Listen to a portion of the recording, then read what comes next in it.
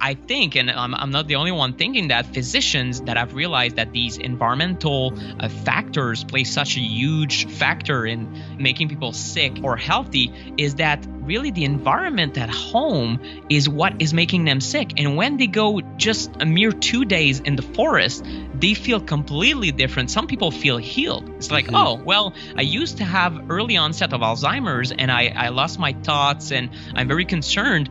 And in the middle of the woods, I'm perfectly fine. So am I sick or is my environment sick? So I think that we as humanity face a crisis in how technological development is happening at a frantic pace that is more rapid than our ability to study the effects of these technologies. That's Nick Pineault, and this is episode 298 of Wellness Force Radio. Wellness Force Radio, where we discover the physical and emotional intelligence to live life well. You can have the same brain states as someone who's done an hour of meditation every day for 40 years. There's a lot of losses that we go through, so the ability to be able to cope with those losses is very important to build skill in it, because loss will happen. You know, you have to have spiritual courage to really grow spiritually, because if you really want to take guidance from your soul, you have to be ready to realize that many of the things that you're asking for guidance on, your ego has some kind of an addiction to or an investment in. Welcome back to the show. It's Josh Trent. You're here on Wellness Force, and today's podcast is presented to you by my best friends and your best friends over at Organifi. They make the green, red, and gold juice, the superfood powders we're always talking about. Well, these powders are adaptogens. Beyond just having a cool name, adaptogens. It sounds like something from a video game. Well, it actually kind of does work like a video game. These adaptogens go way deep down to the mitochondria of your cells. These powders, they're cost-effective. They deliver this ashwagandha, chlorella, spirulina, and other nutrient-packed, nourishing, and here's the key, living foods, deep down to your cells in a tasty green drink. This is what I love most about Organifi. They support us. They support the podcast. They believe in us, this discovery process of physical and emotional intelligence. But they're also 100% organic. You can go to the website, you can see they actually can provide the data and the research about their 100% organic certifications, which is really unheard of now. They've raised the bar on organic certification for delivering superfoods in a cost-effective and really easy way. I take these things, the little packets, when I travel, and I take them in the middle of the day. It's been an absolute blessing to find this product. I searched for a long time before I found Organifi, and actually they found me. You can give this a test drive at Organifi.com/wellnessforce. Just use code wellnessforce. You get 20% off. 20% off is the biggest discount you're going to get out there, I promise. Organifi.com/wellnessforce. Use code wellnessforce to get 20% off the green juice today and everything else, by the way. I've actually been skipping breakfast a few days a week and just drinking the green juice. It's given me great energy. And I've noticed the porcelain throne, the bowel movements, it's been really good. Organifi.com/wellnessforce. Save some money, my friend. Use code wellnessforce. Give it a test drive while we talk with my friend and the #1 best-selling author of the Non-Tinfoil Guide to EMFs. And he is an advocate for safe technologies. This is the one and only Nick Pineault. Through this unconventional, truly unconventional approach, blending his humor and science and common sense, Nick has become a leading voice on the topic of electromagnetic pollution and how it affects our health. And this is really big. This episode today is timeless because whether you're listening to this podcast live right here in 2019 or 5 years from now, this knowledge is evergreen. It's not going to go out of style. Yet the concepts we explore in today's show will still be polarizing. There's a lot of money. It's a multi-billion-dollar industry. The electromagnetic frequencies that are all these devices, the Internet of Things, computers, 5G, houses. We're going up against a giant, but I do believe in humanity. I have faith in humanity. So does Nick. We're exploring these electromagnetic frequencies and the hidden dangers and really the negative health effects, not just with the 5G. Everybody talks about 5G. That's just one EMF. Most EMFs are essentially brand new. They've been in our existence for like a blink of an eye. If you look at the curve of humanity and evolution, we're also talking about how this happens in our apartments, homes, and neighborhoods to us and how we can mitigate these negative effects. We explore the 4 types of EMF, the radio frequency, electric fields, magnetic fields, and dirty electricity. We also talk about the damaging frequencies that are out there and how they add stress to our biology, which many studies have shown cause digestive issues, brain fog, among other very serious conditions. And we talk about the strategies to mitigate this. And I want to say this right here and right now. When it comes to EMF and nutrition and movement, basically every pillar of wellness, every segment. We just get to let go of this mentality of like 0 or 100. You know what I mean? If my diet's not perfect, then forget about it. I'm just going to eat crap all the time and I make one mistake. It's this negative monkey mind loop that a lot of us get into. And I really see this in the segment of EMF and electromagnetic frequency.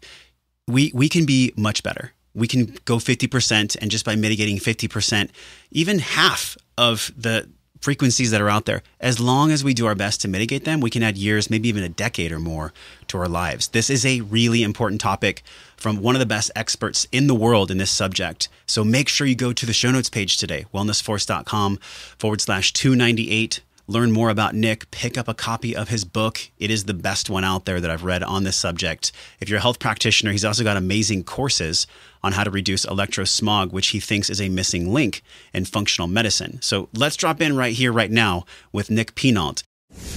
There are certain people in the world that I come across and I realize, oh, this is a person that's doing spiritual and personal development, and they're doing it in this modern world tactically, like on the ground floor with people that actually need their information. It's not like we're selling TVs or shoes here.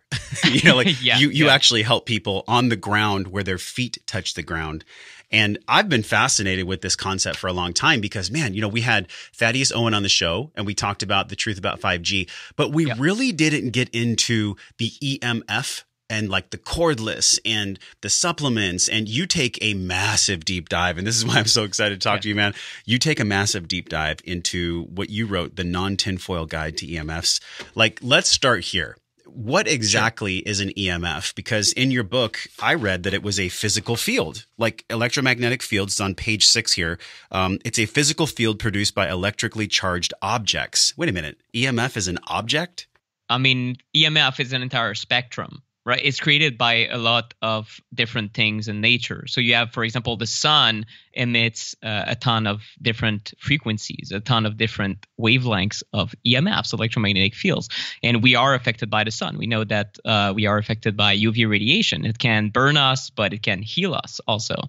Infrared is also you have certain wavelengths that are visible, certain wavelengths that are invisible, but we know they're there. We know they have biological effects. So all these are EMFs. But my work, is about the new EMFs that we're playing with as humankind, which is electricity. The introduction is electricity is really, I guess, the first widespread use of EMFs when we've electrified the entire nation. In the U.S., it finished about 100 years ago, or maybe I think at the end of the 1950s in certain very remote areas. So we've been exposed to these fields for not even 100 years. When it comes to also think about cell phones, Bluetooth, satellites, anything that emits any frequency on the EMF spectrum is, let's say, a man-made EMF, a new EMF that we've introduced, just like we've introduced so many new toxins in the environment. And we're in our foods and the soil, everything else. We're kind of left to guess what they're going to do to us because so many toxic chemicals are not monitored. We don't even have testing capability for the residues on food or in our body. So we're just starting to scratch the surface on what these new man-made chemicals are doing to us, and we're also kind of scratching the surface on public understanding on what these man-made EMFs are doing to our biology. This reminds me of like a lottery ticket. Did your grandparents or parents ever buy you lottery tickets when you were a young kid? You'd scratch the lottery ticket, or is that not even in your field? I still do. You still do. So my wife and I, it's one of our guilty pleasures these days. I don't know why. It's like, this $5 thing, and it's bingo, right? And we play. Yeah, it's fun. We're like all excited. We always lose. I don't know why. I think it's designed that way. But I was feeling the metaphor, Nick, because as we scratch the surface on a lottery ticket, then we see what numbers are below, and that's what your book is doing. This Non-Tinfoil Guide to EMFs. I didn't know that there was 4 types of EMFs. I thought there was just one EMF. And it was like, transvexed into different channels, 5G, 4G, all these different things. But you talk about this in the book, man. And this is why I wanted to have you on the show, to get even more clear about what we can do on the ground to protect ourselves. The 4 types are radio frequency, magnetic fields, electric fields, and dirty electricity. What is dirty electricity? What is that? Sure. And I want to say these 4 types, it's really Sir, depending on who you talk to, for example, electrical engineers wouldn't really classify EMFs like that. They would talk about high frequency, extremely low frequency. They would have other lingo, but this is mainly the building biology profession, has been developed in Germany originally, but now there's the Building Biology Institute here in North America and the US, and they are EMF survey specialists. They go into homes and they look at 4 types of EMFs mainly. So this is really my inspiration was, okay, well, people who come to your home, what type of EMFs are they looking at? And in this classification of 4 different types is pretty much recognized. And also there are a lot of studies, for example, showing effects of radio frequency, but these studies cannot be extrapolated to magnetic fields, for example. So this is really, I wanted to, I guess, for the geeks listening to this, oh, that's not correct. Well, it depends on really who you're talking to. So for on a building biology standpoint, dirty electricity is really a term encompassing, let's say, the cleanliness or lack thereof of the electricity running in the walls of your home or work environment, and what it does to you. So imagine normally the fluctuation or the frequency of this electricity is supposed to be 60 hertz in North America and 50 hertz in Europe and most of Asia. This is not what's happening. You do have the main frequency at 50 or 60 hertz, but because of the way our electronics are built, even, I mean, your toaster to your MacBook computer to your TV, these machines are poorly designed with cheap electronics. And what happens is that the fact that they're plugged into the wall will dump back different frequencies on the line. So if you take an oscilloscope or a professional level instrumentation to look at, okay, what frequencies are actually running on these wires, you find 60 hertz, but then you find in the thousands of hertz and in the billions of hertz, because you can literally measure Wi-Fi that's now running in your wires. And what happens on a biological standpoint is really extra layers of added stress to your biology, because pretty much in every biological study that is run, or at least a grand conclusion of all those that have been run in the last decades,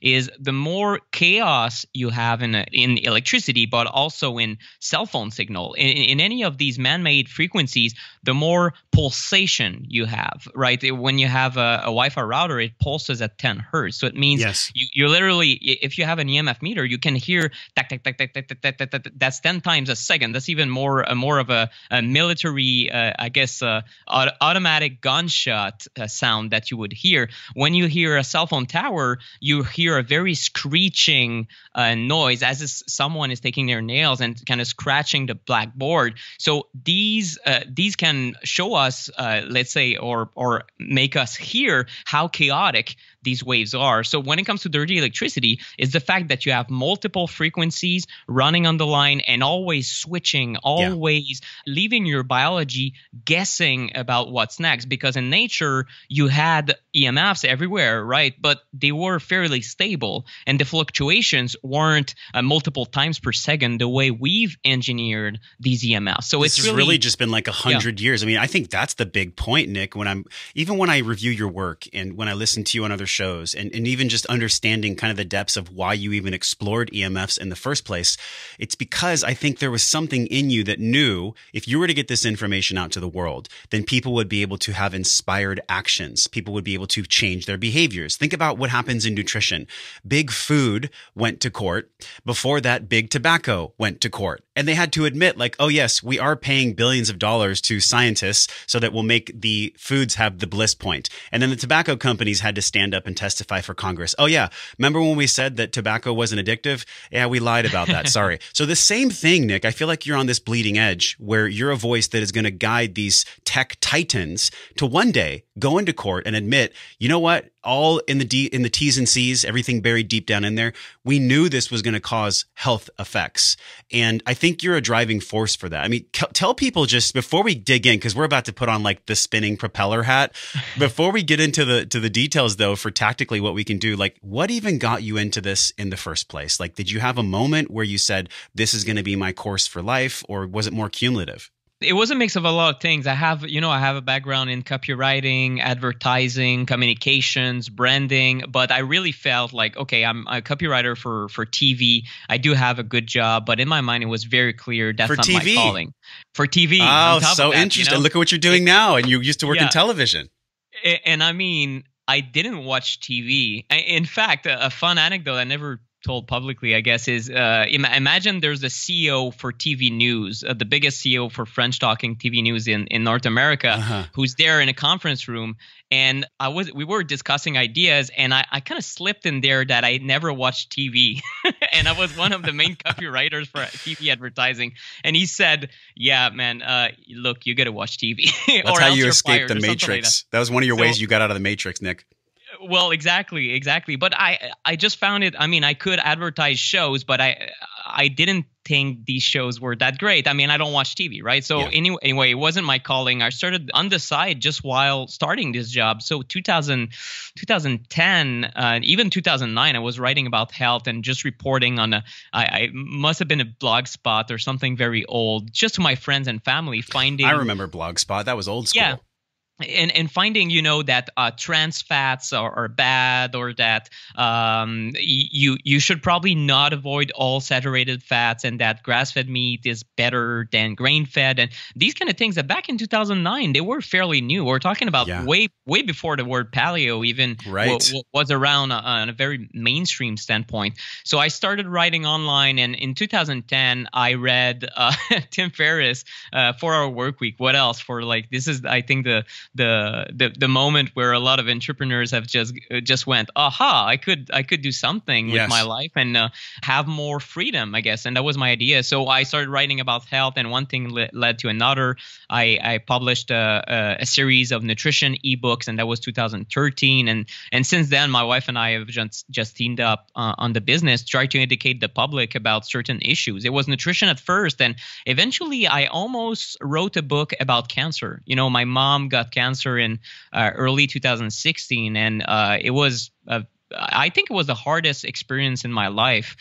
I never really express my emotions, but bringing up this moment now, I think I can cry on demand, and that's very bizarre for me because I'm really, I guess, someone who has never really shown his emotions, and I felt compelled because the good news is that she recovered quickly. We went to see a holistic doctor in Montreal, Dr. Daniel Chrysofi, and he really helped her stay very healthy while on chemo. Literally, the oncologist could not understand what she was doing, and she was tackling every aspect of a healthy life on top of chemotherapy, which I think this is what you need to do. You need to use every single healing modality that you can.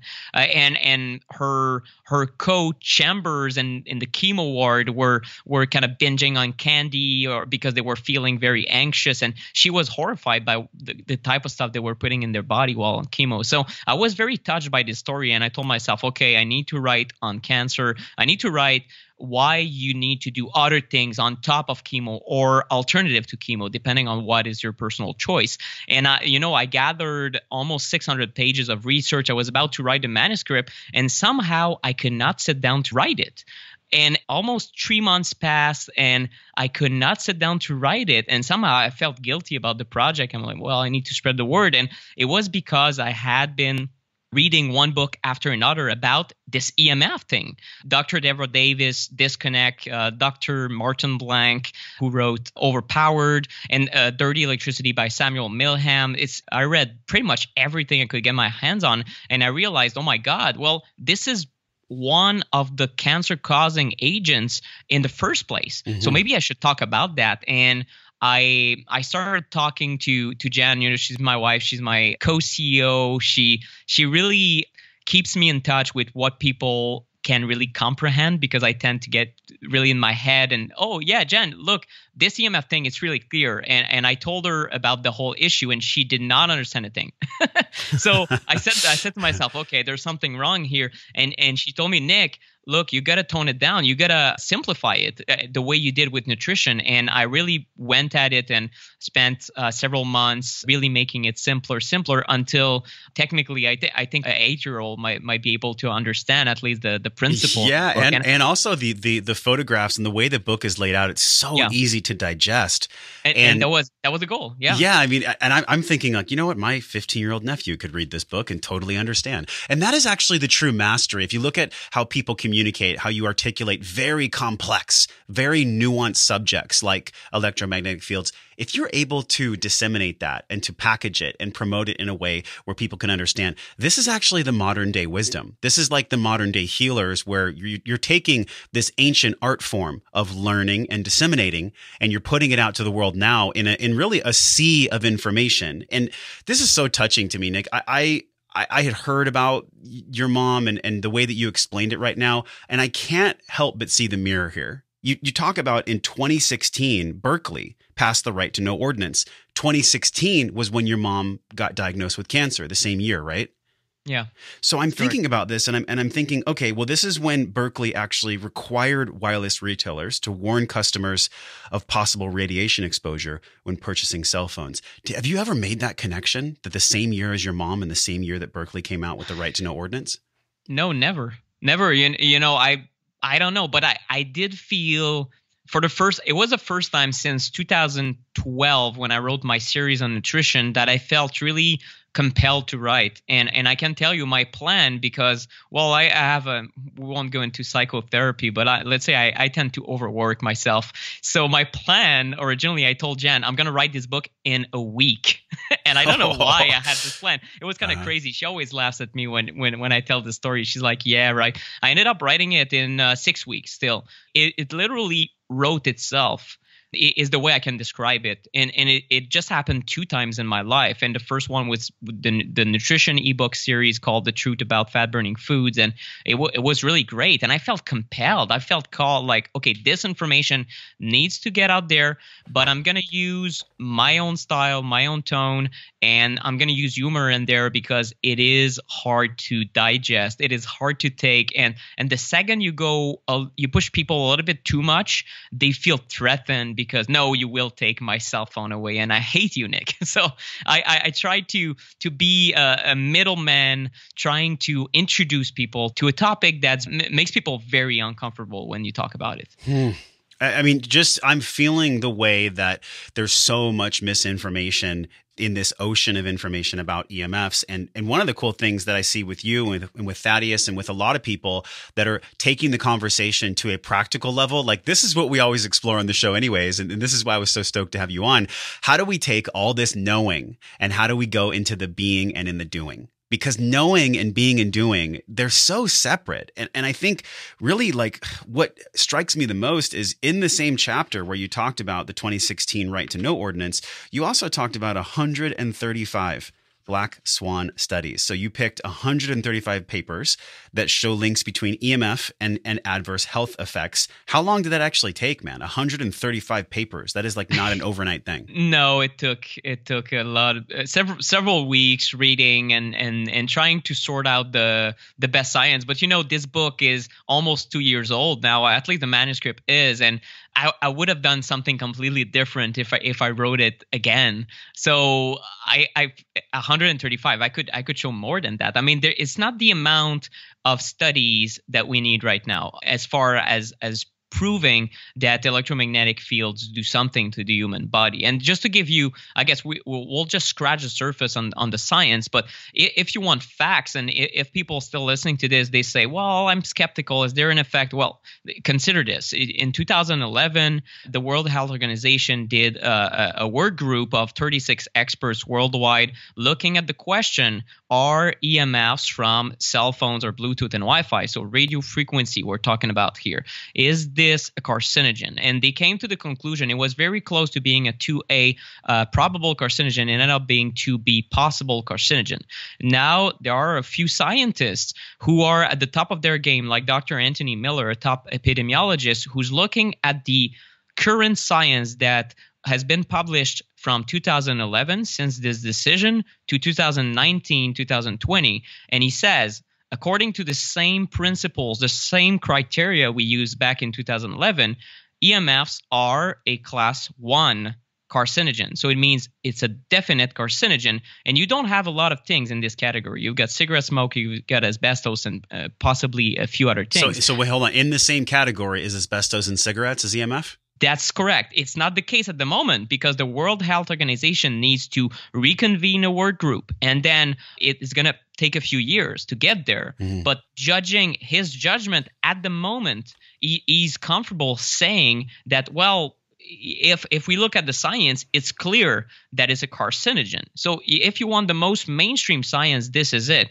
You don't have to go in conspiracy theory or even try to argue about, oh, this study said that study said this. Well, we can argue all day, but it's a carcinogen, and the long-term effects, the real long-term effects, how does that compare to other carcinogens? We don't know. And the reason is the iPhone was launched in 2007, not in 1917, right? Yes, So yes. we don't have this data. And brain cancer, for example, just to name this one, can have a latency period of 50, 60, 70 years. We still see an increase in cancer from survivors of the nuclear bomb in Hiroshima. So at the moment, in 2019, we still see the consequences of using Agent Orange in Vietnam in future generations. So we are left to guess. And my message has always been that my biggest concern is not about what we know about these dangers, it's about what we don't. This is big because Paul Chek talks about that in his work. He says, the devil you know is the powerful one. The devil you don't know is the one that actually could cause you even more of a deleterious health effect. Like, there we go. Knowing the devil is actually the first start. So look, this podcast, it's not about saying that we should burn down all the cell towers. Like that's not what we're saying. Why I wanted to talk about this with you is because I want to know the truth. I want to figure out, like, just like everyone here with us, Nick, what can we actually do once we identify the devil, what the devil actually is? So this devil you're talking about, this is 1960s. We're at 10 billion times the amount of EMF radiation. And this is from your source on page 17 of your book from Olga Sheehan. And I'm curious about this. Like, what do we do at this point? 10 billion times higher EMF than in the 60s. Like, this is a devil that we know. And it's more than that, actually. I should change that in a future edition. It's 1 billion times in the frequency of radio frequency. And that's from Professor Ole Johansson, who's a former scientist at the Karolinska Institute in Sweden. So it's a lot. The truth is, you are exposed, and this can be very depressing for a lot of people, which is why I wrote the book, because in the end you say you open a Wi-Fi signal on your computer and you see 100 different Wi-Fis you could connect to. So most people at this point disconnect and they say, well, pun intended, they say, well, there's nothing I can do about it. I am bathing in this thing. But remember that the distance is key here. And the first step is that you want to make sure you're not in contact with anything wireless touching your body, because these are the most acute risks. And this is the kind of reckless use of technology that has been shown to dramatically increase cancer risk. For example, cancers of the head. If you have a cell phone on one side of the head, you have greater risk to develop tumors on this side of the head. I don't know anybody that touches their phone to their head anymore. Do people still do that? Like, are we, guys, everyone with us, stop touching your phone to your head, period. Yeah. Like that's probably, would you say that's the number Exactly. one, Nick, when we talk about phone and deleterious health? It is not number one. And if you do that and you want to preserve other body parts that you care about, for example, don't put it next to where you pee. Yeah, well, exactly. Exactly. Right. So either ovaries, testes, there might be links with colon cancer. There might be links with prostate gland problems, urinary problems. We don't know because we don't have this data. But if it's doing that on one side of the head, if it's causing a tumor, it means it is disrupting you on a cellular level where you put it. We know that this is an acute measurable effect where you do increase your risk of developing something that could even take your life. But we know also that there are very, very rapid effects that are seen after even a couple hours of cell phone in the pocket for men. We see a reduction in sperm motility, sperm count, and different characteristics of sperm quality if you only use a laptop to on your lap for 4 hours in one study. So we do see these effects, and it's starting just the sperm count or fertility issue is a huge one, and it's one that might be even more urgent than the whole debate about brain cancer. Nick, So let me pause you right there just so Sure. we can all get clarity, because this is a very deep, very important topic. If the phone is close to our reproductive organs, what is the research showing there? Because this is one thing that we can all get really granular on right now. Yeah. Touching the phone or having the phone close, I think you mentioned maybe a foot is the worst. What can people do when they're out in public with the phone? Is there a certain blocker that we can use? Maybe there's a sheath we can put over the phone. Like, how do we actually do that so that for people that want to have children or the people that want to have healthy genitals, which is all of us, who doesn't want to have healthy genitals? How do we tactically approach the EMF there? Sure. It's really airplane mode is the best way to carry your phone. You make sure that there's no emission from your phone, so you can keep it in your pocket. I mean, my phone is when I'm moving from my home to the gym, taking the subway. I always have my phone in my pocket, but it's never on. It's never connected to Wi-Fi or to Bluetooth or to cellular antennas. So it's really a miniature portable computer that I have. I don't have a cell phone antenna in my pocket. Is the problem, because even if you don't use it, there's always some sort of EMF coming out your phone every second or every couple of seconds, depending on what phone you have. So the effects are really immediate on your fertility, and that's a huge problem. We don't even know what's the long-term effect of that. Of course, men can replenish their sperm over the course of, I think it's a few months. It's very rapid. I think it's 51 days, if I'm not mistaken. But what about ovaries? What about eggs that women have, and they have one set for life? We don't know what are the long-term consequences in their offspring, the quality of how well their children are gonna thrive. So really, it's airplane mode, and there are a few cases. It's very difficult to look at cell phone cases and say if they really work. And this is something I've got some criticism about in the past, because I use one cell phone case. I can tell you, I use the Safe Sleeve case. I know that Thaddeus uses it also. It's called Safe Sleeve? Safe Sleeve, okay. Yeah. There's Defender Shield. That's another competitor. There's rfsafe.com, if I'm not mistaken. There's a new one also that I'm looking into. I'm very excited about, and actually it's the first time I tell that publicly. It's called RP of Sweden, and that's a new case from Sweden that has been tested in a very controlled manner in the top, let's say, EMF shielded labs in the world, and the reduction is tremendous, 70 to 99%.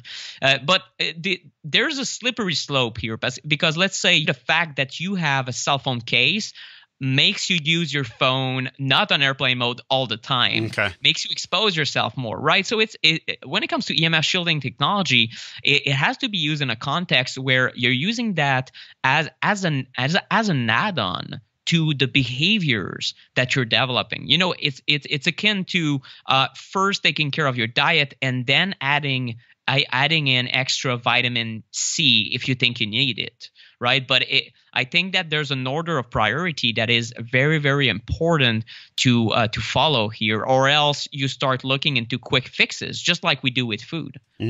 God, okay. The power of this one for me is that, yes, we'll link that in the show notes, and I'm sure we can get information on what actual case to buy.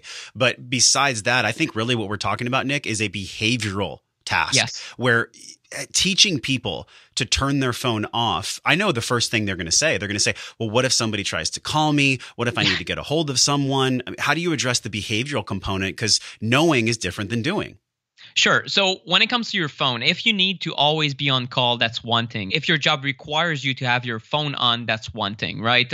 Not a lot of people are in this situation necessarily, but when they enter the office, they keep their cell phone right next to them, some of them in their pocket all day, but they can have a corded line at work. And you can even make it so that if your phone is found to be turned off and a call tries to go through, it is automatically redirected to your landline at work. work or at home, depending on the hour. You can automate all these things. So you don't really have a reason to use a cell phone at work, especially in an office environment. And the same can be true for Wi-Fi. You know, I visited, just to call him out on that, maybe he's going to listen to that, Kyle Kingsbury. I did an interview on it used to be called Human Optimization Hour. Now it's the Kyle Kingsbury. It's the Kyle Kingsbury show. So I was at the On It gym, and he told me, Nick, let's go to my office and let's take readings. And of course, they were in the red zone. Why? Because his desktop computer, that is like the large iMac, was connected via Wi-Fi. And all these computers in the entire office were connected via Wi-Fi. And this is just for convenience, right? What they could do, and I told him to do, I don't know if they did it, but I'm going to call him on it. But if he wants to improve, I think the productivity and just reduce this exposure, that's really needless. If you have a computer, the goal isn't even to move around with it. You can literally just wire everything with Ethernet cables, especially in an office environment where it's a garage gym, right? It's easy. Like, you've got wires everywhere. So it will cost a few $100s and be done with it. So that's one way you can do it, is change your behavior around how you use your cell phone. If you're at home, you could automatically, you enter the home, you turn off your cell phone, and then you know that it's going to be redirected to a corded landline. So that way you don't miss anything.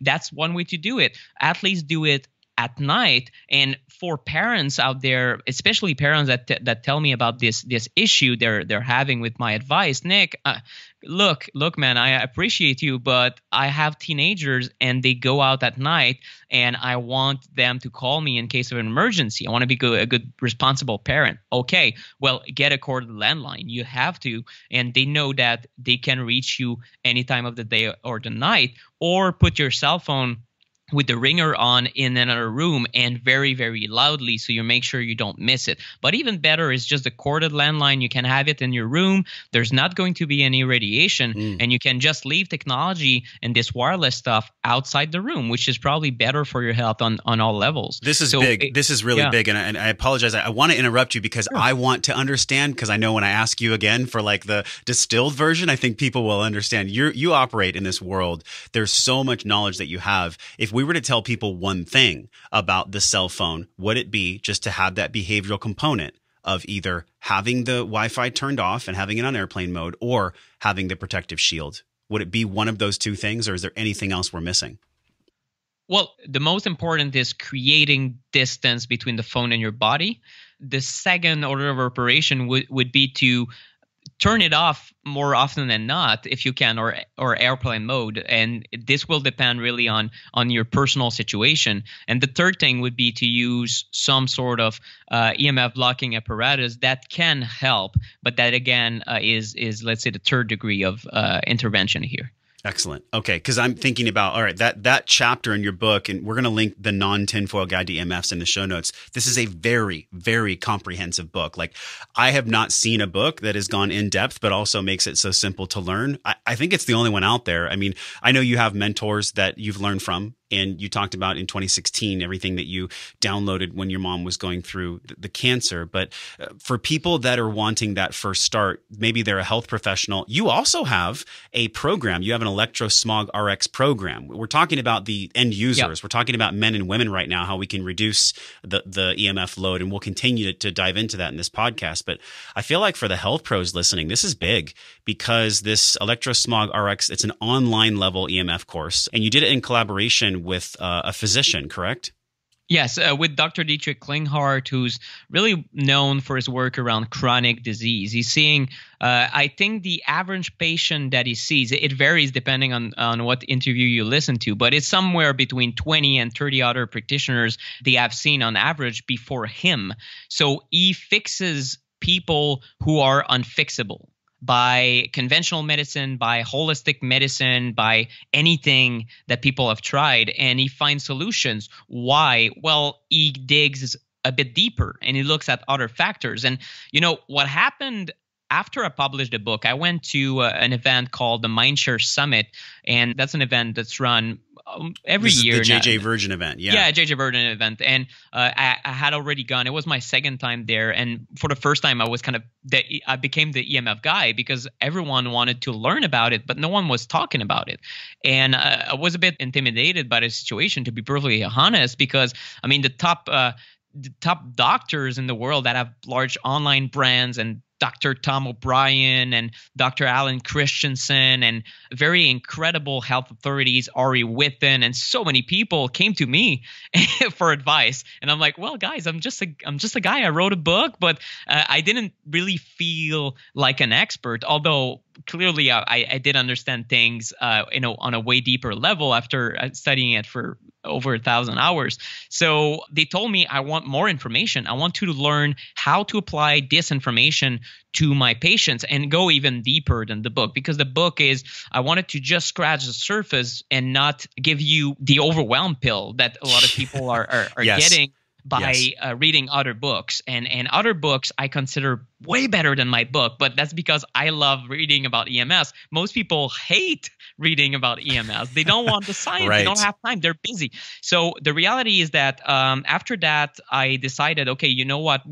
I took a group of about 10 to 12 practitioners from all walks of life. We had an MD, we had a naturopathic doctor, chiropractor, acupuncturist, and I asked them, guys, what would you want to learn about EMS? And then based on the survey answers, we really built the beta version of the course that was early 2018. And the last year and a half, I was really dedicated to finding the best information that we have on what should you do if you realize one of your clients or patient has a big sensitivity to EMFs, because it's something we didn't mention, but I mean, the symptoms can be many of EMF exposure. For some people, it's very, they know, they use a cell phone on the head, they feel a headache. They don't use it, they don't have a headache. That's good. Good for you. It's a sign. Listen to your body.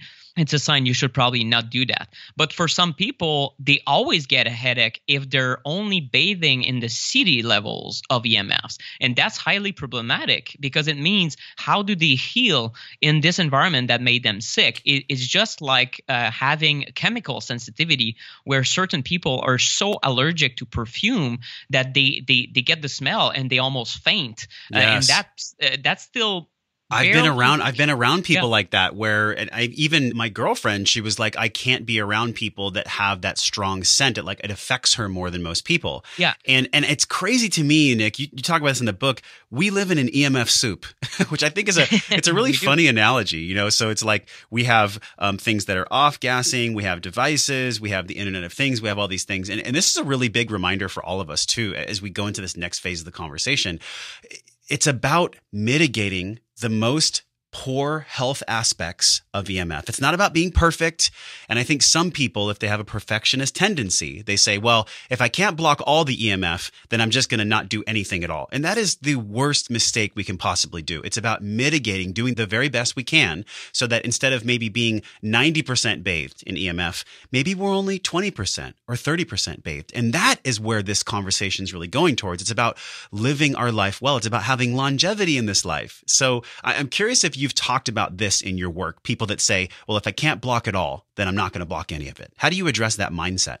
Sure. So there's two situations that can happen, and let's use a food analogy, because I think I'm very grateful that now most people in the public know, for example, that sugar is bad. They can still consume sugar, or I don't know if that's most people. Probably some certain people will tell me, Nick, no, that's probably not accurate. I'm hoping that almost everyone has a remote understanding that probably sugar is not good for you. Do they do something about it is another story. But so for certain people, it's about reducing the amount of EMFs they're exposed to, reducing the sugar in diet until you reach a level where you have done, let's say, the 90% of the work. So you take baby steps until you get there, and you get better and better and better until you reach a point where you're comfortable, and or until new technologies that make EMFs even worse force you to do even more things. As if the food quality is going down in your environment, you need to go out of your way to find farm fresh foods even more. And that's the reality, unfortunately, with soils that are degrading. So other people have a different situation. And if you're listening to this and you've realized, I think I'm very sensitive to these things, you might be the celiac diseased person of EMFs, and that's called electro hypersensitivity. And a lot of researchers have tried to study it, and if you study certain scientists, they've really, I think, debunked the idea that we definitely know that there's no such thing as electrosensitivity. If you listen to people in the functional medicine space, they each tell me there is such thing as a physical effect, not just in the head effect of electro hypersensitivity. Just like your wife has this thing for perfume, so certain people are more sensitive to certain agents. And if that's your case, consider that you're a celiac person living in the same building as a bakery. Why do you think, Nick, why do you think some people have this electro hypersensitivity compared to people that don't? Like, what is different about their biology?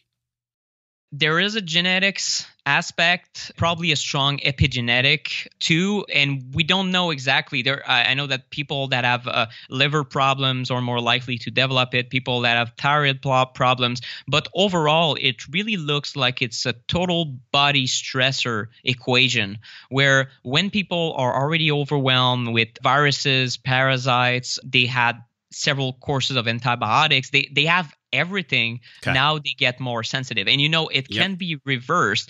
For me, I used to have massive brain fog if I worked on Wi-Fi. I can tell you lately I was forced to I guess forced is a big word, but I decided to work on Wi-Fi for an hour even though I don't like it, and I didn't feel anything because my health is going very, very well in the right direction these days. So your sensitivity will vary depending on your current state of health and overall body load of stressors. Wow, I want to pause there because that is a huge takeaway. Like, let's pull back the curtain here.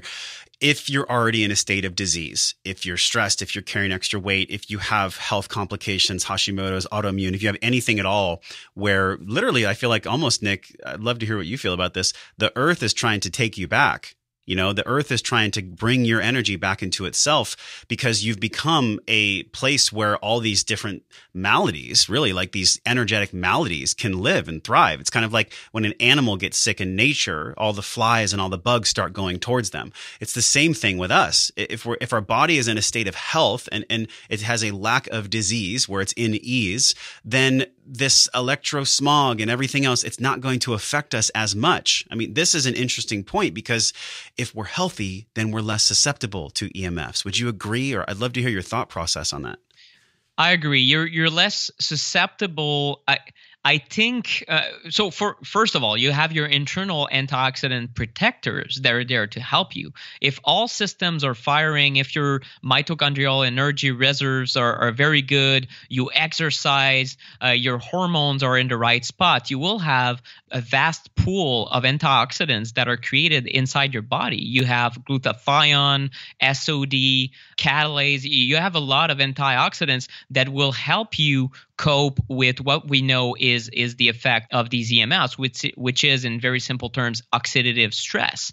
So just like exercise will create oxidative stress, EMFs do the same. The problem is that you exercise for 1 hour, then you recuperate for maybe 48 hours. Yes. With EMFs, it's always stress. There's no time off, except if maybe you have the amazing practice of going in the middle of nowhere from time to time, like at RHYTHMIA, or I don't know, like you gotta go in the middle of nowhere at some point to recuperate. And what people report in going camping, going in nature, I think, and I'm not the only one thinking that, physicians that have realized that these environmental factors play such a huge factor in making people sick or healthy, is that really the environment at home is what is making them sick. And when they go just a mere 2 days in the forest, they feel completely different. Some people feel healed. It's like, oh, well, I used to have early onset of Alzheimer's and I lost my thoughts and I'm very concerned. And in the middle of the woods, I'm perfectly fine. So am I sick or is my environment sick? Oh, so that's big. So this is really key. And, part of what we teach in the course is simply the best practices in environmental medicine, which states, well, maybe you should take a vacation from your sick environment. And whether it's EMFs or mold or chemicals or just the fact that you're stressed or even, I don't know, you live let's say if you live in Montreal or you live in LA or in a big city, you are under stress just because you live in a city for many factors. If you get out of this environment and you feel completely different, which is my case, has been my case for years. Nowadays, it's a little bit, I feel better in a city because I'm getting healthier. But if that's your case, you owe it to yourself to investigate the factors that could be the main ones for you. So maybe you have mold in your home, and maybe this home cannot be remediated. You have to move. But maybe it's a cell phone tower, or maybe it's just that back at home you have bad habits that put you in stress. And one of them could be relationships or work. But there's a lot of factors to look at. The problem, Josh, and why I'm still on podcast every freaking week, and I've been for 2 years doing like 100 interviews. Yeah, baby. Why am I Keep going. This message? Why am I repeating this message? It's very simple. Yeah. People don't get it. And most people just unwillingly, they forget about EMF. So they will say, oh, it's probably mold. It's probably chemicals. It's probably stress. You're probably just had an argument with your wife and it's getting on your nerves.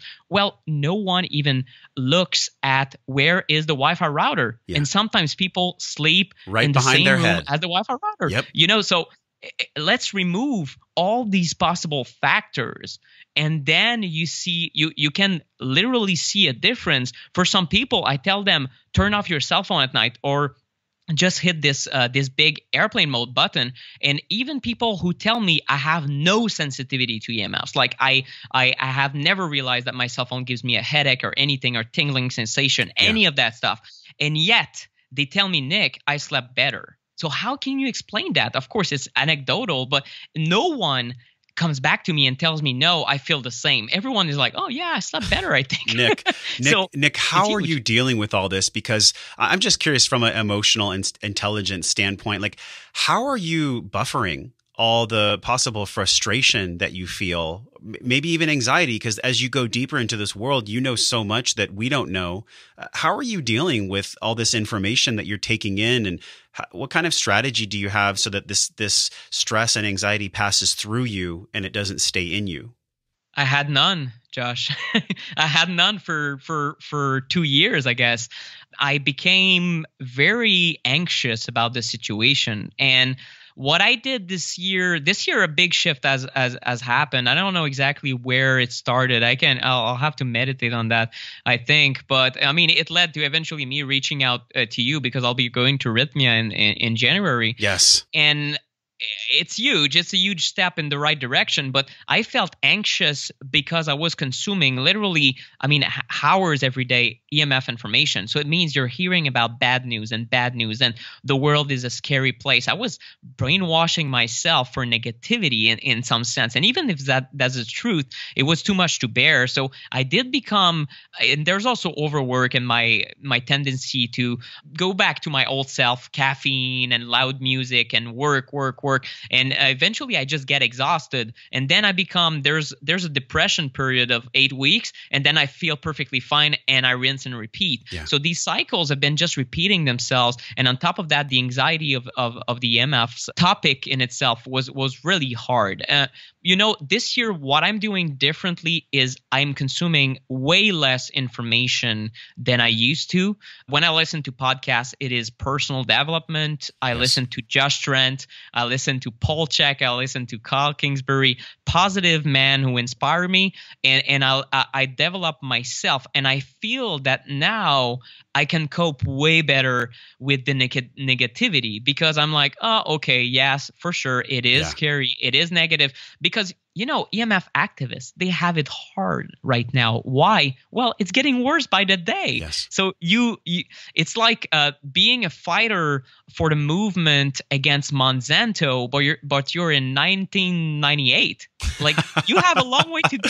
That's so true, man. And thank you for shouting out my name with all those respected names, because we're all in the same tribe. And I told you this before we even got on the show. Everyone here with us, Nick, we're all discovering, aren't we? Like, let's just be honest, my friends. We're all just discovering the truth. We're discovering physical and emotional intelligence. And I've always felt this way. I'm curious how you feel.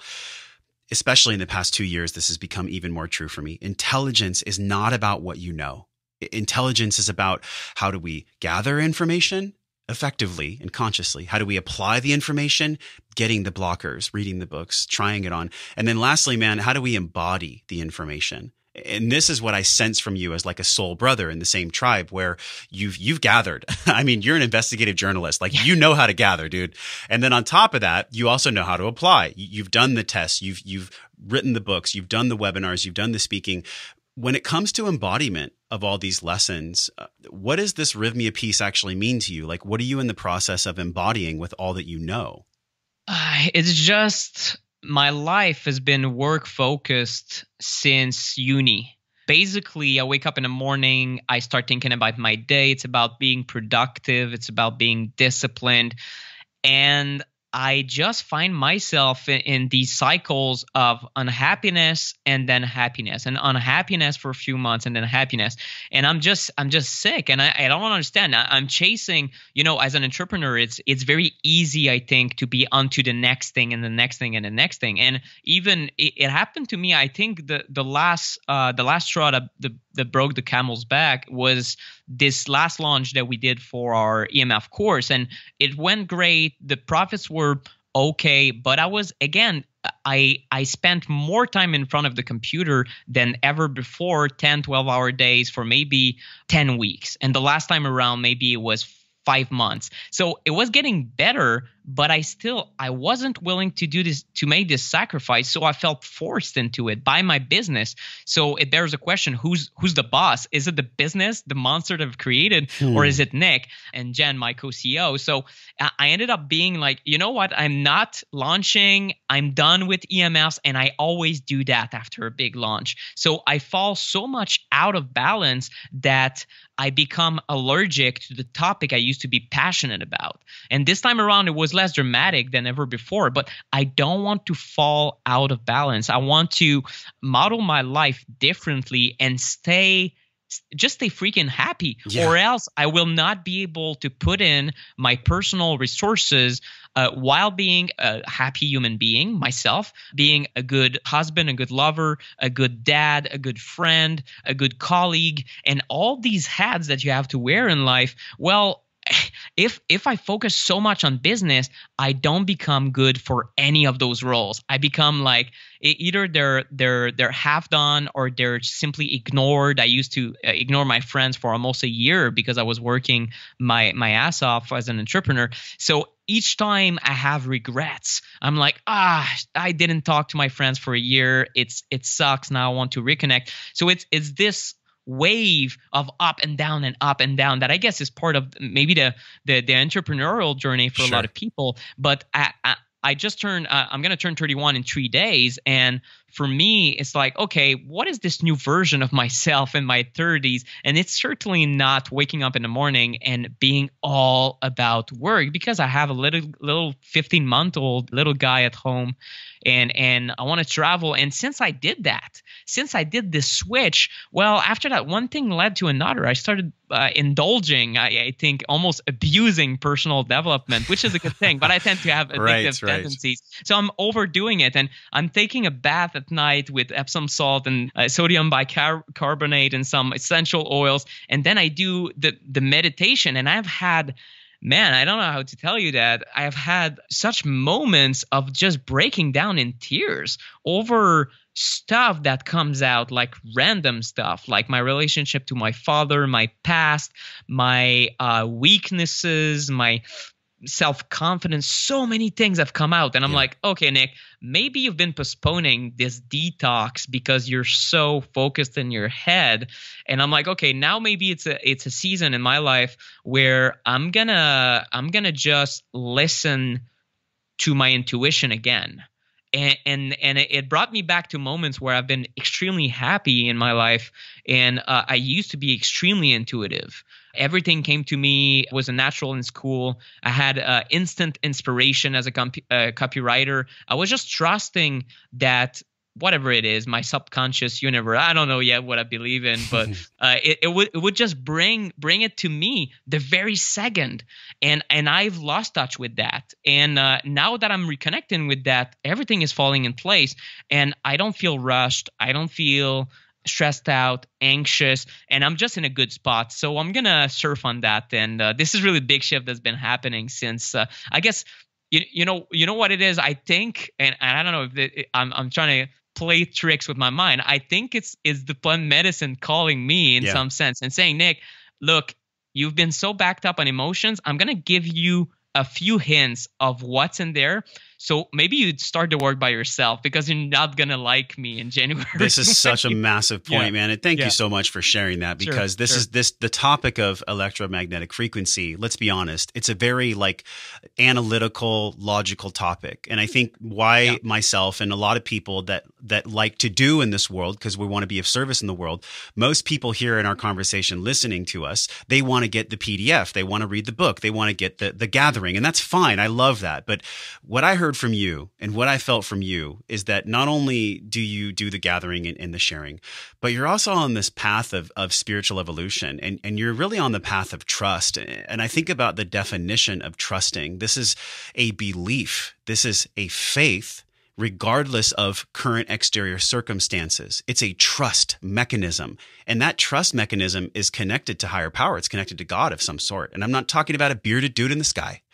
I'm talking about why the hell we're even here in the first place. The undercurrent, the thing that fuels life itself, the thing that allows me to connect with you, for people to connect with us, for people to hug one another or care for one another or be of service to one another. Like, that's the whole point of us being here. And I think you're right. Sometimes higher power calls us through different vehicles. It could be breath work. It could be plant medicine. It could be going down on a journey to India. There's so many ways that people get connected to themselves, which is God individuated, experiencing God's self in people. This is why I sense really the power of what you're doing. And I'm so excited, Nick, to see what you're going to create in the next year, especially after you come back from Rhythmia. What's your intuitive sense feel? Do you feel like you're going to pivot, or are you going to change your messaging around EMFs? Or what do you think? What does your creativity and your trust mechanism tell you about what's coming for you in the future? Yeah, it's wow. I'm glad I can share that. I think I've been meditating on it, and I really, this question that Paul Chek asks is, what is your dream? Because if you're not creating your dream, it's your nightmare. And I've been pondering about that. I'm like, Nick, you actually don't know what the hell you're doing. Like, I don't have a clear vision. So I'm going to work on my vision. But part of what I'm seeing here is I'm already past in my soul. I'm past the EMF problem, because I realize awareness will bring consumer demand for safer technologies, and then eventually we're going to sort this out. But I think that we as humanity face a crisis in how technological development is happening at a frantic pace that is more rapid than our ability to study the effects of these technologies. So I'm like, okay, well, if we try to talk against 4G and 5G that is being rolled out right now, well, what's going to happen once 6G hits the ground? And it is happening within 10 to 20 years, because the industry people want to stay cutting edge. They've been meeting in last March in Europe to discuss 6G. What could it be like? But there's 6G. 6G is just a new iteration. They're always looking at what is the future of technology. But there's not one guy on the committee, or if there is, I will be glad that there is. But so far, I haven't seen in these research and development team, there's not one guy that knows engineering and biology. What I find? What I find so fascinating, Nick, is there's people that are already thinking about how do we make 6G when we haven't even explored the ramifications of 3, 4, and 5. And this actually speaks to the path that you and I both are on. And I feel people that are here with us, it's the same path we're all on, and that is the path of evolution. Inside of evolution is the word love. So we're trying to figure out, how do we evolve from a place of love, but in duality. On the other side of the light, there is this darkness of exploration and expansion, where it's like, hey, let's see what we can do just for the quote sake of seeing what we can do. It's putting progress just for the sake of pure progress, without even taking a breath and pausing and asking, what is this actually doing to our life, to the world, and to the people that are here that we care about? This is the bigger question. This is the question that is more of a philosophy and a spiritual nature. And this is why my next question for you is, if you were to wave a magic wand, let's say you had the power and you could literally lead a movement in a healthy way for your own health and for your family. You could lead a movement to diminish the EMFs that we're all having. What would you do, man? If you were in a government position, if you were the president or the governor of a large metropolitan area and you had massive input as to policies or programs, what's the magic wand you would wave? I would mandate, planetary politics enough to say what organization might be the United Nations, we need a treaty between all countries that would agree that we stop the expansion of our current use of wireless technologies, and we quite possibly roll back at the same time to levels that have been deemed at least safer, because I don't think it's going to be that realistic to stop all wireless technologies worldwide. And we need to fund developing technologies that are safer. And there are good alternatives. We would mandate, for example, wired connections everywhere in cafes and parks. You could plug your stuff in because we know this stuff is safe. So stopping this wireless madness so we at least can study current technologies would be what I would do. And what they would quickly discover, because it's already there, the data is there, is that, oh my God, well, 2G, 3G, 4G isn't safe. So we're going to stop 5G. It's out of the question. 6G, guys, sorry, we're going to just put that back on the drawing board. And we need to change our communication systems worldwide. That's going to take quite a few years, but we need to do it. There are 6 billion cell phone users right now that are getting exposed to levels that are not conducive to health, and that could be even have disastrous future effects for future generations. So we need to fix that. That's what I would do. Yes. I would say, guys, let's put an end to this. It's not like we cannot really go back to an internet-free era or to communications-free era. I don't think we can ever do that. Us. Yeah. No, I don't think so. But if we are ever to create, let's say, biocompatible wireless technologies, I don't even know if there's such a thing. I'm exploring the topic. It's a long-term project of mine. Is it possible to have healing frequency? I know this is something I think you mentioned with Thaddeus. Some people think it might be possible. Some others think no. But the important thing is that we don't make the problem worse, because we've already kind of blurred all the data. We can barely study our 3G, 4G, 5G technologies because they are, everyone is exposed to all of those. We don't have a control group.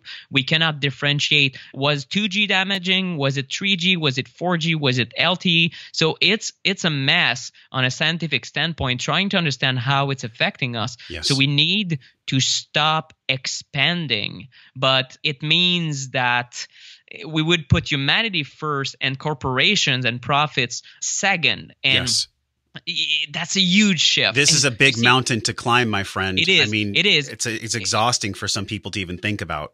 It is conscious capitalism. You know, capitalism that is done, yes, you have profits, but you're not profiting off of people, off of the environment. Yes. You're leaving the planet richer on all levels, and not just in your own pockets, but on the soil and all of biology. This is really the shift that needs to happen in humanity, or else we're going to kill ourselves. We're already in the process. So the reality is, if we develop a new technology, we need to test it beforehand. And if this technology isn't safe for the next billion years, well, we have an issue, because so far we're stuck on this planet together. So we cannot leave it and go to Mars or something. So it's simply, we need real sustainability. Yes. on a technological standpoint. And you know, the things are kind of aligned right now, because all of a sudden I find myself in this spot where I'm like, I don't know how Jen put it, like you're becoming like a super spiritual or spiritual superhero. Yes. Because I go and I tell her about my breakthroughs, and it's like, who are you, man? Yeah. So I'm having that, and on top of that, I'm attending a conscious capitalism conference here in Montreal. I've been invited out of the blue, LinkedIn invite from someone I knew from friend of a friend, who said, "Hey Nick, I think you'd be a good fit for that." Okay, and I'm going to attend this conference where really I'm trying to understand, you know, these CEOs who work for the telecoms, people who invent cell phones, people who install antennas, they each have the possibility to be worried about the topic, to look for better solutions. And they don't want their kids to be sick. They don't want themselves to be sick. So in reality, these are human beings. And if we increase the level of consciousness of corporations that are developing this tech, maybe we can reach a point where a tech company is a company that creates health and not addiction with devices that are literally programmed to make adults and children addicted to the interface. And you have the good news. What I'm seeing is a movement in Silicon Valley where you have a few of the key engineers that were the original ones working on the iPhone, for example, and these large tech startups back in 2006 to 2010. You have Tristan Harris, for example, who's an incredible guy. Center for Humane Tech is his project, and he speaks in front of the top executives in Silicon Valley, and he says, guys, we need to create technology in a way that respects human beings, because we have created this addiction. We knew it would happen because this is how we've designed it, using the weak spots of human psyche. But then what happens after 10 years and their pockets full of cash? They regret it. Yes. Because they're humans. There's many people from Facebook that have come out on record. Exactly. It's on YouTube if you search. That's former Facebook CEO, former Facebook high-level executive. And they're talking about, hey, guys, we knew the whole time we were addicting you. We knew. So I'm counting. I guess I still have good hopes that a few of them are going to come to their senses before the end of their career. Some of them are like my age, like 31. Yes.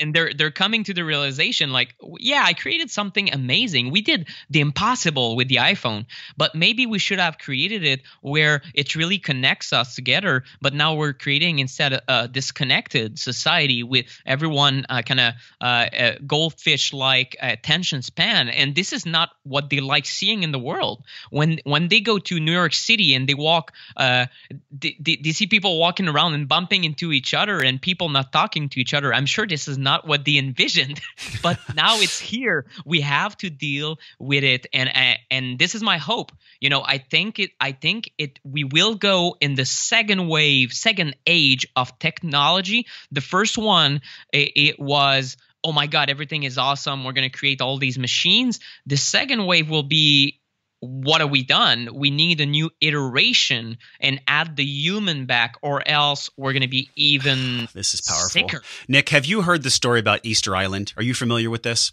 Yeah, well, the statues. The Moai in the Easter Island. Yeah. I want to tell this story because it is literally a historical mirror for exactly where we are in technological evolution. You know, for people that don't know, Easter Island, it's an island that's 2,000 miles out in the middle of the ocean, away from everything else. And there was a tribe that landed there. And over the course of millennia, they had a religion that made them create these Moai statues. And there's actually, you know, it's interesting, man. There's some of these statues at Rhythmia, which I asked Jerry, and I was like, is this a reminder about where we're going as a humanity? And he said, no, I just like the statue.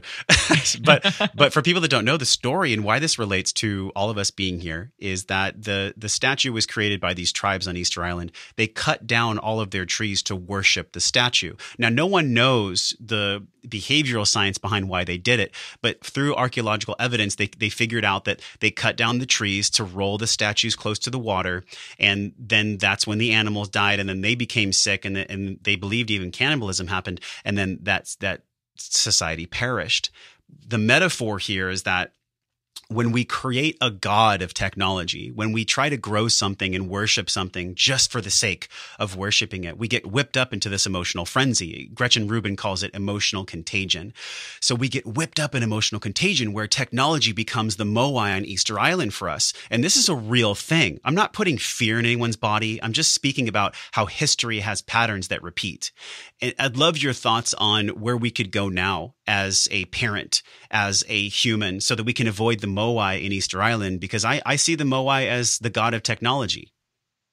Yeah, I think it's probably there's probably three things you can do. You can, of course, educate yourself. So whether it's my book, there's a lot of free information online that you can find. There's my YouTube channel and several other things where you can learn how to change your habits, and you take it one habit at a time. And that way, at least you do something after listening to this whole conversation. Yes. And you start changing, and you'll feel, I think you'll feel better and you'll learn in the process. And it's definitely not the easiest thing to do because invisible radiation, right? I mean, some people feel it, but most people can't. So it's hard to, but it's as invisible as pesticides on your food. And yet a lot of people can understand the idea that you buy organic and you probably have less bad stuff on your food that's sprayed. Yeah. So it's pretty much the same idea. So individually change your habits and be the change you want to see in the world and in your family. So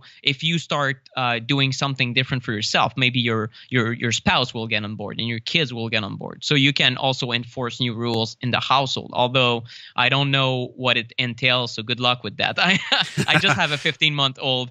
So far, he listens to me, or at least I can do stuff, and it won't. It won't rebel against me. So warning with that. And the second thing you can do is actually start talking about it. You know, it's difficult, and it's not.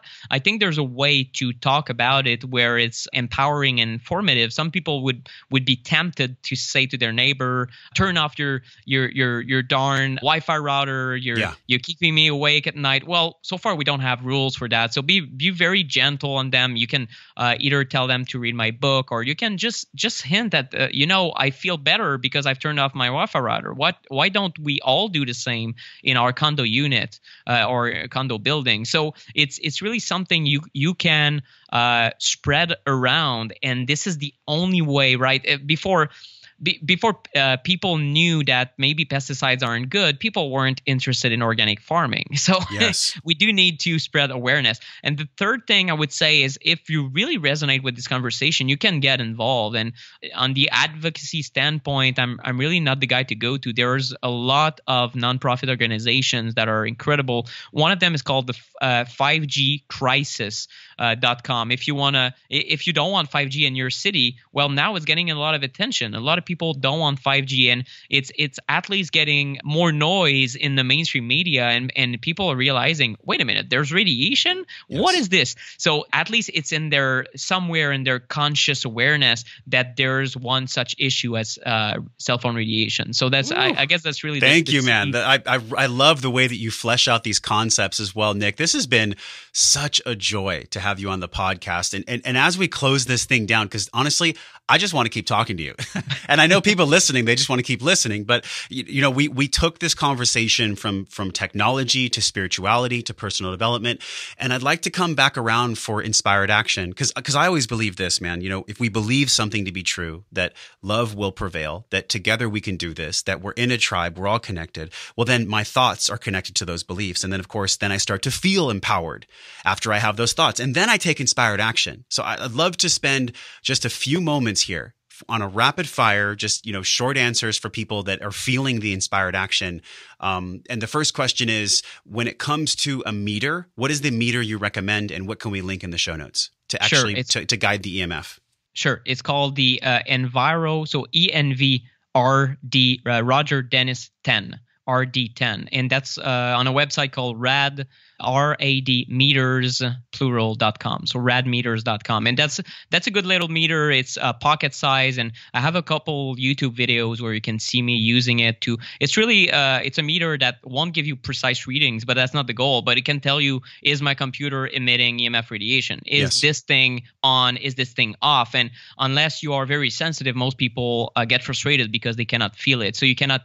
For example, you cannot tell if your Bluetooth alarm clock is always constantly emitting, although it is not connected to a Bluetooth device. And a lot of Bluetooth devices emit 24/7, regardless of if you connect to them or not. So this is the kind of surprising sources that are hidden in your environment that you're going to find if you use a meter. What is the top tip that you have for us to turn off the Wi-Fi router at home? Is it a timer that we plug in, or what is the number one thing we can do at home to mitigate the Wi-Fi EMF?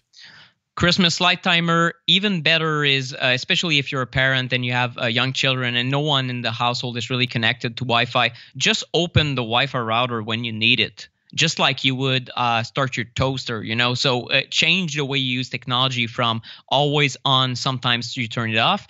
Instead, use always off, and sometimes you turn it on as you need it. Oh, this is powerful. And then I think about people that are looking from a nutrition standpoint too. What are the top 3 or 5 supplements that we can do to alleviate the stress of EMF? Sure. Well, any type of high antioxidant food, whether it's olive oil or berries or cruciferous veggies, they're all shown to help support or mitigate the damage caused by EMFs. Another one would be ascorbic acid. I've seen conflicting reports, and I'm not a nutrition expert enough to say who's right. Some people say, oh, you should be natural vitamin C or from foods. Some other people say, no, good old ascorbic acid works. I take ascorbic acid, so I've decided for that. And molecular hydrogen, so hydrogen-rich water is also great. And I'm going to name a fourth one. Magnesium is also very, very important, especially if you have a deficiency. It actually makes you more prone to get oxidized by these EMFs. And we're all magnesium deficient as well. So the Most magnesium, people are, yeah. And I've heard of this company called Trucy for molecular hydrogen. Have you heard of them? I did hear about them, and some people have run into issues. I'm still investigating whether they're going to fix them, but there's a few good companies out there. Trucy is one I used to recommend. At the moment, I'm a little bit prudent, but I'm just looking. They've had some issues on the customer support side. There's Vital Reactions. There's a few good brands out there, but if you want to look in molecular hydrogen, have the best information, I would suggest just going to a guy called Tyler LeBaron, and he's been doing so many podcasts all around the health space online, and he really knows his stuff. So the brand he recommends are probably the best ones. And the last one, man, is really a question for you to just expound upon who you actually are. You know, what you're doing in this world, why you're here, and what wellness means to you. If you were to just distill and encapsulate your definition of being well, of living life well, how would you define wellness? What does wellness mean to you?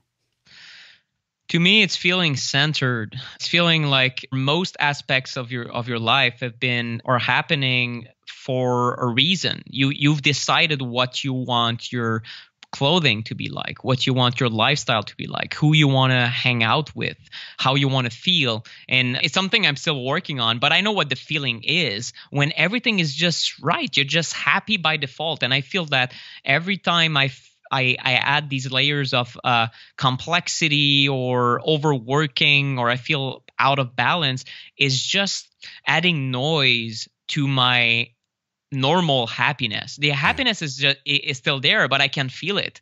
I cannot feel it because of all this noise. So it's really a centered feeling where you are intentionally building your dream, just as Paul Chek talks about. You're building your dream, and then because you're never really achieving it, because that's, I guess, it never happens like the perfect life. It's always in motion, but at least you're always sailing your ship in the right direction, and not to another random place that you end up